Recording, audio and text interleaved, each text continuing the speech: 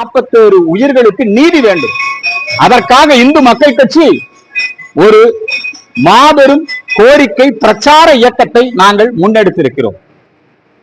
இனி மேற்கொண்டு இத்தகைய மரணங்கள் நிகழக்கூடாது. மக்கள் பாதுகாக்கப்பட வேண்டும். இனிமேல் அரசியல் கட்சிகள் கூட்டம் கூட்டி கெத்து காட்டுறது,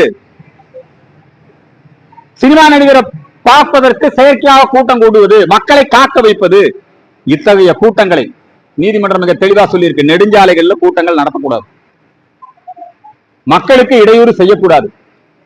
இந்த தாவேகா நடத்திய அனைத்து நிகழ்ச்சிகளுமே மக்களுக்கு, போக்குவரத்துக்கு, பொதுமக்களுக்கு இடையூறு தான். எல்லா நிகழ்ச்சியிலுமே வன்முறை, பொது சொத்துக்கு நாசம் விளைவித்தல். கோயம்புத்தூர்ல விமான நிலையத்தில் இருந்த எல்லா தடுப்புகளையும் உடச்சு போட்டோம்.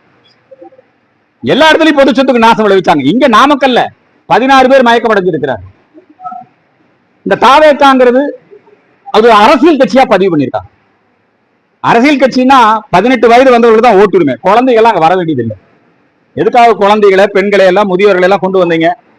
தாவேகா அரசியல் கட்சி என்கிற அந்தஸ்தை இழந்து விட்டது. இதுல நீதிமன்றம், போலீஸ் நடவடிக்கை அதையெல்லாம் தாண்டி இந்திய தேர்தல் கமிஷன் தாவேகாவினுடைய பதிவை ரத்து செய்ய வேண்டும். மக்கள் செத்து மடிந்து கொண்டிருக்கிறார்கள். கூட்ட நெரிசலாக இருக்கலாம், அதே போல பல்வேறு விதமான சட்டம் ஒழுங்கு பிரச்சனையாக இருக்கலாம். இவங்க ஆளுவதற்கு தகுதியற்றவர்கள். மக்களை காப்பாற்ற முடியல.